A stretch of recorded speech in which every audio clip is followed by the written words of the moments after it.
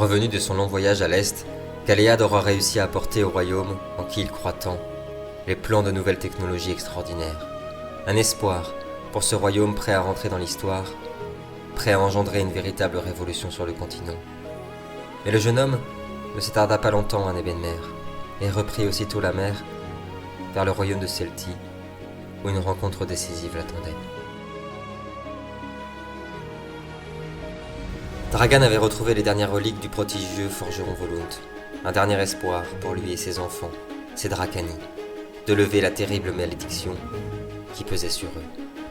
Château-Rouge resta cependant totalement hors du champ de nos visions, même les plus prodigieuses, et nul ne saura ce que le jeune prince de Château-Rouge aura décidé de faire de ses reliques ancestrales.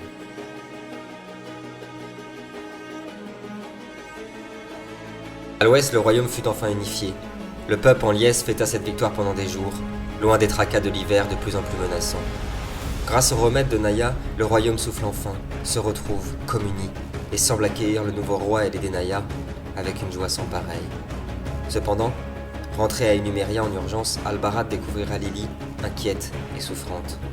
Elle est enceinte, de quelques mois. Sous les conseils de l'archiviste Grundel et de ses amis les plus proches, Albarad décida donc d'avancer les préparatifs du mariage officiel et de la cérémonie d'intronisation, afin que les plus fervents défenseurs des traditions n'apprennent pas cette nouvelle avant le mariage.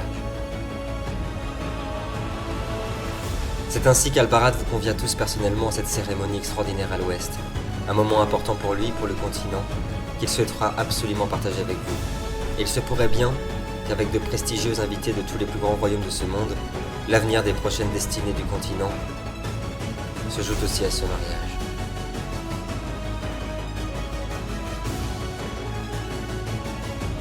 Voici l'heure de notre dernier chapitre, l'ultime volet de notre saga. Nous avons évoqué la liberté, le destin, le choix, la dualité et la mort.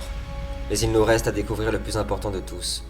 Celui qui fait naître les empires, ou qui les défait. Celui qui depuis l'aube du temps, depuis l'aube de notre histoire, aura fait les guerres, fait des jardins, ou des cimetières. Celui qui fait battre les cœurs, ce pourquoi les hommes s'échinent à tenir debout. Ce qui fait naître l'espoir, ou le désespoir.